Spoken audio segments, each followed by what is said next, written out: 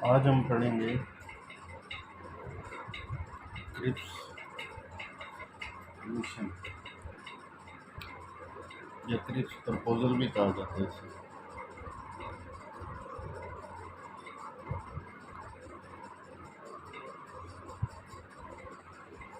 یہ وہ ٹائم تھا جب کانگریس اور مسلم لیگ میں لاہور ریولیوشن کے بعد حالات بڑے خراب ہوئے اور وہاں سے ورلڈ وار 2 بھی چل رہی تھی اور جاپنیز ٹروپس کی بڑی ایڈوانسمنٹ ہو رہی تھی، انڈین بارڈرز تک پہنچ گئے تھے، برما میں جنگ ہو رہی تھی ان کے درمیان، برٹش اور جاپنیز کے درمیان۔ تو کانگریس نے سوچا کہ اس صورتحال سے فائدہ اٹھایا جائے اور اگر برٹش یہ ورلڈ وار 2 ہار جائیں تو بڑی اپرچونٹی ہوگی، بہت بڑی، کہ انڈیا میں رام راج یا ہندو راج کا قیام ہو سکے۔ یہ اس کی ڈیٹ ہے۔ اور اسی دوران برٹش بھی غور سے انڈیا کی بدلتی سچویشن کو دیکھ رہے تھے، تو انہوں نے پھر ایک ڈیلیگیشن بھیجا سر اسٹیفرڈ کرپس کی سربراہی میں، اور اس کے علاوہ جو ہے اس لیے بھیجا کہ پولیٹیکل ڈیڈ لاک کو ختم کیا جائے۔ اور یہ یہاں پہ بات سمجھنے کی ہے کہ کرپس جو تھے وہ ریگولر اور پرماننٹ سپورٹر تھے کانگریس کے، اس لیے کانگریس بڑی خوش تھی اور ہندو بھی اس کے ساتھ ساتھ بڑے خوش تھے۔ اسٹیفرڈ کرپس آ گیا اور وہ نہرو کا دوست ہے، اور اس بات کو جو اس وقت کے secretary of state for India تھے ایل ایس ایمری، ان کو بھی پتہ تھا، اور انہوں نے ایک اسٹیٹمنٹ بھی دی کہ کرپس had swallowed all Nehru's views and thus believed unquestionably in the failing virtues of arithmetic democracy and the sacred right of majorities, and could only regard 90 million Muslims as a tiresome operation. کرپس 22 March 1942 کو دہلی میں آئے۔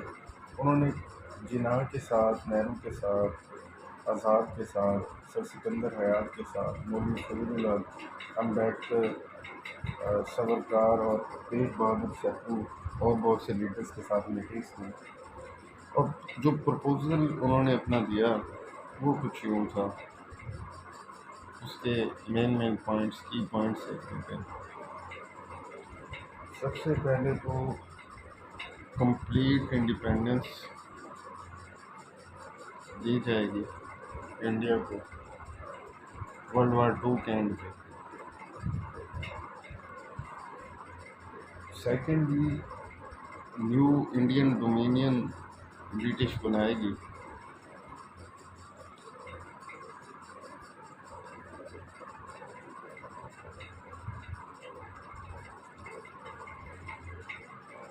لیکن external اور internal independence کے باوجود یہ جو new dominion ہے یہ ایسوسیٹڈ رہے گی برٹش کے ساتھ، اس کی الیجنس ہوگی برٹش کراؤن کے ساتھ۔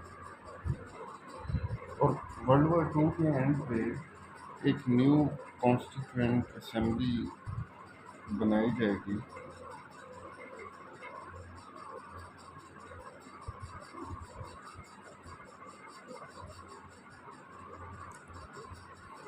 جو فیوچر کانسٹیٹیوشن انڈیا کا فریم کرے گی۔ اس کے جو ممبرز ہیں وہ پروپورشنل ریپرزنٹیشن کے لحاظ سے الیکٹ ہوں گے لوور ہاؤس اور پروونشل اسمبلی سے، جیسے آج کل سینٹ کے ہوتے ہیں۔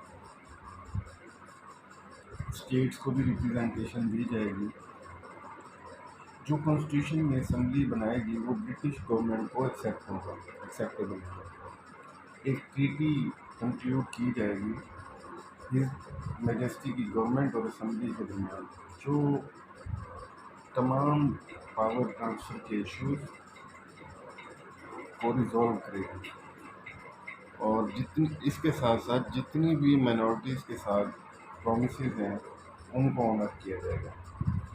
ایک سب سے امپورٹنٹ جو اس مشن کا پوائنٹ ہے وہ یہ ہے any province would be free to keep itself out of the proposed union and to retain its prevailing constitutional position. If such non-acceding provinces so desired, they could have their own separate union. یعنی اپنا ملک دوسرے لفظوں میں الگ بنا سکتے ہیں کچھ پروونسز مل کے.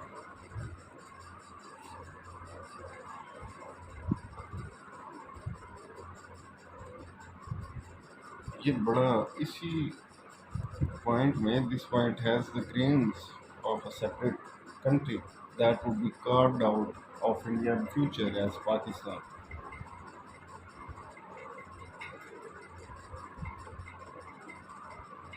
یہ سب سے امپورٹنٹ پوائنٹ. اس کے بعد نیکسٹ پوائنٹ ہے کہ جب تک جنگ ختم نہیں ہوتی تب تک جو ہے انڈیا کا ڈیفنس ایسے کریٹیکل ٹائم پہ برٹش کے پاس رہے گا, ہز میجسٹی کی گورنمنٹ کے پاس, کراؤن کے پاس. اب یہ تو ہم نے دیکھا کہ کرپس جو ہے وہ کانگریس کا فرینڈ تھا, اور یہ وہ پوائنٹس تھے سارے جو نہرو کے ساتھ اس نے آلریڈی ڈسکس کیے تھے, اور کلیمنٹ ایٹلی جو 1938 میں اس وقت برٹش کا پی ایم تھا اس کے ساتھ بھی ڈسکس کیے. اب یہ جو کرپس مشن کے پرپوزلس تھے یہ دونوں نے ریجیکٹ کر دیے. آل انڈیا مسلم لیگ نے بھی, ریزنس ڈفرینٹ تھی, کانگریس نے بھی, یہ دونوں کی طرف سے ریجیکٹ ہو گئی. جو آل انڈیا مسلم لیگ کی ورکنگ کمیٹی ہے اس نے اس لیے ان کو ریجیکٹ کیا, ان کی ریزنس کچھ وہ تھی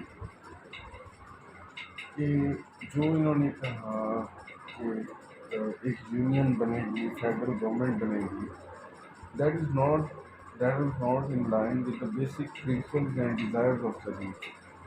کیونکہ لیگ تو انڈین یونٹی میں بلیو ہی نہیں کرتی, جوائنٹ نیشنلزم کے تو اگینسٹ چل رہی ہے لیگ. تو آپ نے یہ جو بات کیسے کرتی, یہ تو ان ایکسیپٹیبل ہے. اس کے ون انڈین یونین تو ہونی نہیں چاہیے. سیکنڈ ان کی ریزن یہ تھی کہ جو اسمبلی انہوں نے پرپوز کی, ٹائپ آف سینٹ جس نے کانسٹیٹیوشن فریم کرنا تھا, وہاں پہ پرپوز مسلم سیٹس تو 1/4 ہیں, تو وہ تو سائڈ لائن ہو جائیں گے ویسے ہی.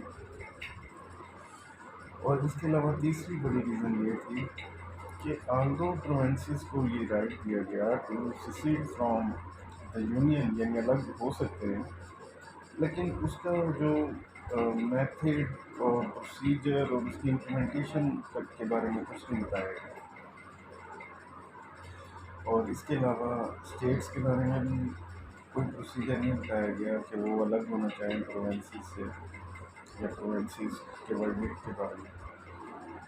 تو جنہوں نے ان پرپوزلس کو ویری انسیٹسفیکٹری قرار دیا اور کہا کہ they amounted to taking the Muslims to the gallows. انہوں نے کہا the proposals have aroused our deepest anxieties and grave apprehensions, especially with reference to Pakistan's scheme, which is a matter of life and death for Muslim people. We will therefore endeavour that the principle of Pakistan, which finds only veiled recognition in the document, should be considered in unequivocal terms. تو یہ ان کا تھا. اب کانگریس کی کیا reasons تھی؟ کانگریس نے اس لیے کیا کہ کانگریس کو لگا کہ وہ جو سیسیڈ کرنے والی بات ہے پروونسز اور اسٹیٹس کی کہ الگ یونین بنا رہے ہیں, it contains the seeds of Pakistan. Congress نے اس لیے ریجیکٹ کر دیا اسے.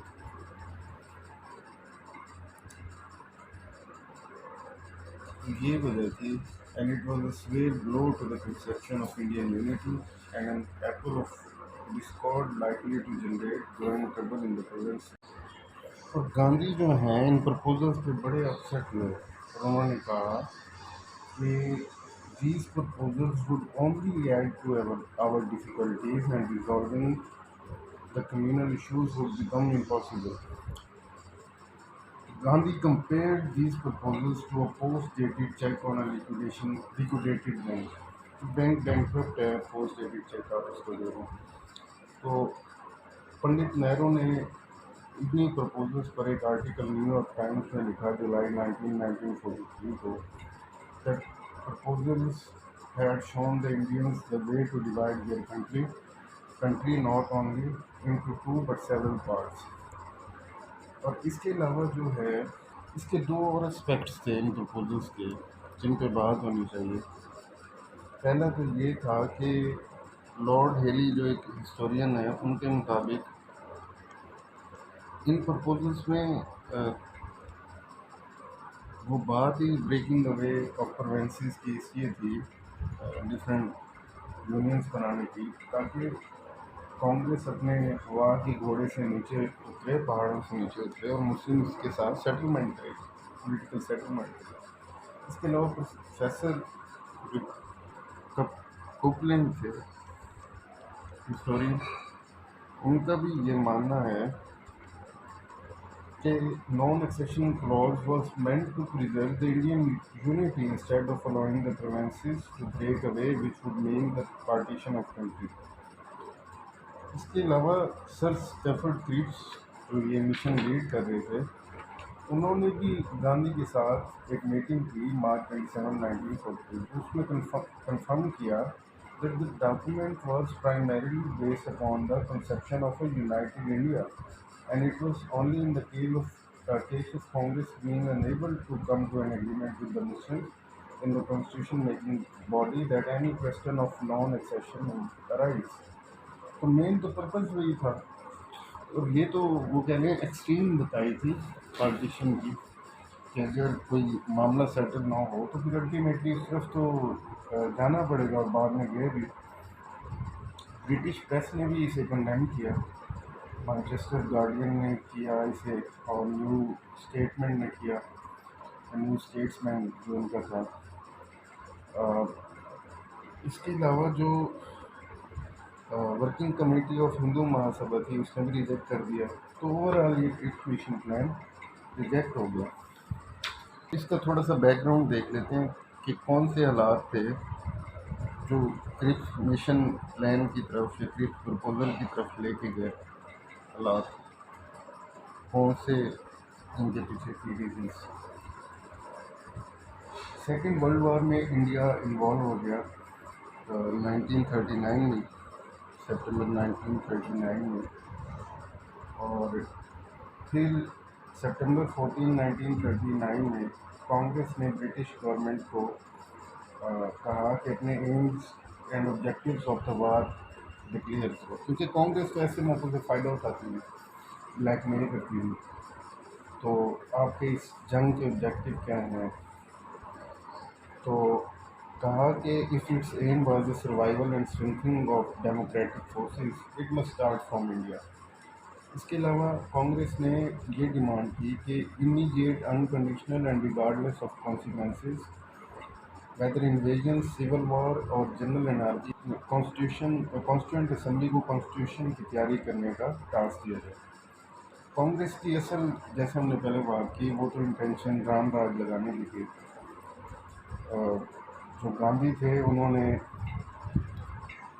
خود ہی اپنے ہندو مینٹلٹی ایک ایسے لکھا جون 15 1940 کو, اس میں شو کر دی, جس میں لکھا Congress is the only democratic and elected political party in India, all other parties are self created and communal.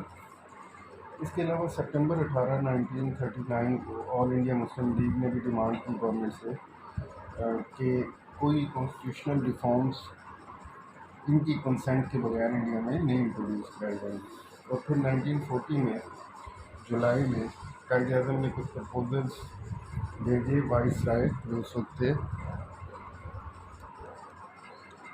Lord لنلتھ کو, کہ وائس رائے کی جو ایگزیکٹو کونسل اور وار کونسل ہے اس کو ریسٹرکٹڈ کیا جائے، اور کہا کہ گورنر جنرل جو ہے کلیئر کٹ ایشورنس تھے کہ کوئی انٹرم یا فائنل کانسٹیٹیوشن امپوز انڈیا میں نہیں کیا جائے گا مسلم لیگ کی منظوری کے بغیر۔ انہی پریشرز کی بنا پر پھر اگست آفر آئی،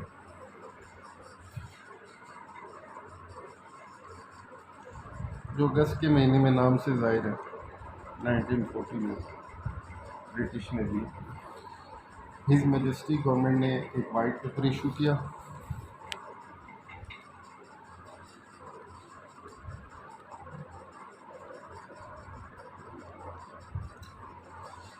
اور کہا گیا کہ سیکنڈ ورلڈ وار ختم ہونے کے بعد ایک کانسٹیٹیوئنٹ اسمبلی بنائی جائے گی that would include all the elements of the national life, and its tasks would be to prepare the framework of country's future constitution. Minorities کو بھی یہ ایشورنس دی گئی کہ His Majesty's government could not contemplate transfer of their present responsibility for the peace and welfare of India to any system of government whose authority is directly denied by large and powerful elements in India's national life. اس کے علاوہ British government force بھی نہیں کرے گی کسی کو اس کام کے لیے۔ گورنمنٹ نے یہ بھی اناؤنس کیا کہ جو ڈفرینسز ہیں دو پارٹیز میں، کانگریس اور مسلم لیگ میں، would not be allowed to become a hindrance in the way of extension of viceroy's executive. August offer کی ایک جو جسٹ تھی، جو اس کی مین اسکیم تھی، وہ یہی تھی کہ کسی کو اگنور نہیں کیا جائے گا مائنورٹیز وغیرہ کو کانسٹیٹیوشن میکنگ کے پروسیس میں۔ تو اگست آفر جو تھی اس میں ریویل کیا ایک کلیئر اور distinct change in approach of the British government towards the constitutional problem facing India. اس وقت تک، اس سے پہلے تک جو برٹش پارلیمنٹ تھی that was considered to be the final authority with regard to the decisions about the Indian affairs.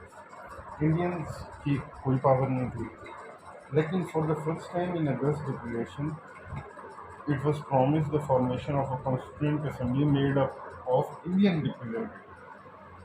دوسری بات یہ تھی کہ in the proposed assembly all the minorities especially Muslims were assured that their rights would be adequately safeguarded۔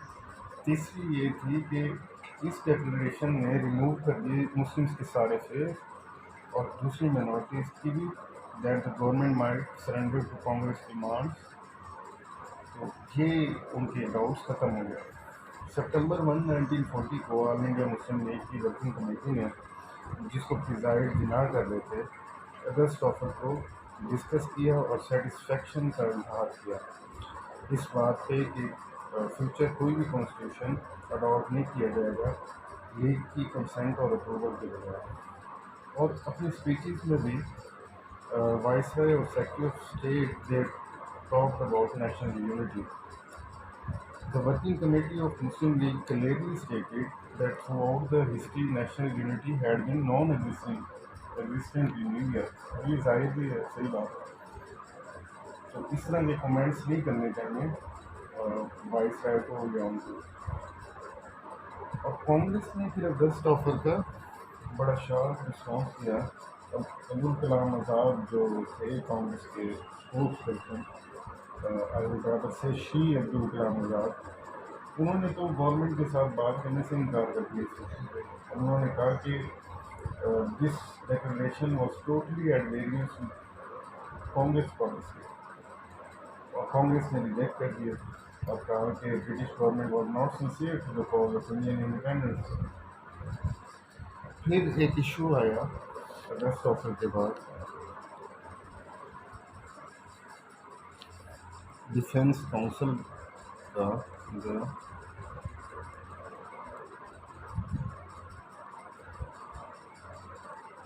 Defence council and All India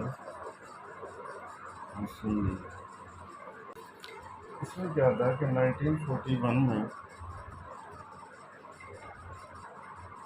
government نے British government کی جناح کو brief کیا governor general کی ایگزیکٹو کونسل کی ایکسٹینشن کے بارے میں، بڑھانے کے بارے میں۔ اسی ٹائم پہ ایک 30 ممبر डिफेंस काउंसिल बनाई है, क्योंकि सेकेंड वर्ल्ड वार चल रही है। इसमें गिना की कंसल्टेशन नहीं ली गई, तो उन्होंने लीग की वर्किंग कमेटी की एक एमरजेंसी मीटिंग बुलाई बम्बे में। उस वक्त मुंबई को बम्बई कहा जाता था, और लीग ने इस डिसीजन को क्रिटिसाइज़ किया सीरियसली, और अपने मेंबर्स जो डिफेंस काउंसिल में उस वक्त सिलेक्ट हो चुके थे उनको इनकरेज किया कि रेजिग्नेशन दें 10 दिन के अंदर अंदर। मुस्लिम लीडर्स जो थे जिन्होंने डिफेंस काउंसिल को ज्वाइन कर चुके थे, उनमें मौलवी एक फजलुल हक थे, सर सादुल्ला थे, बेगम शाहनवाज थी, सर जफरुल्ला खान थे, सर सिकंदर हयात थे, और नवाब अहमद सईद चक्री थे। मौलवी फजलुल हक ने ड्रामा शुरू कर दिया।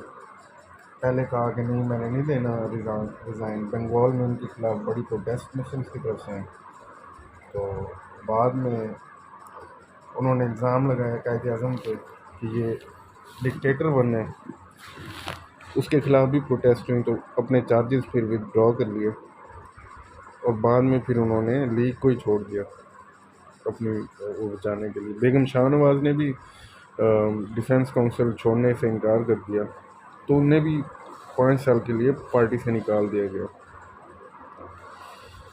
तो लीग फिर उन्होंने खुद ही छोड़ दी डिफेंस काउंसिल में रहने के लिए। तो उसके बाद फिर क्रिप्स प्रपोज़ल आया जो हमने ऑलरेडी डिस्कस कर लिया।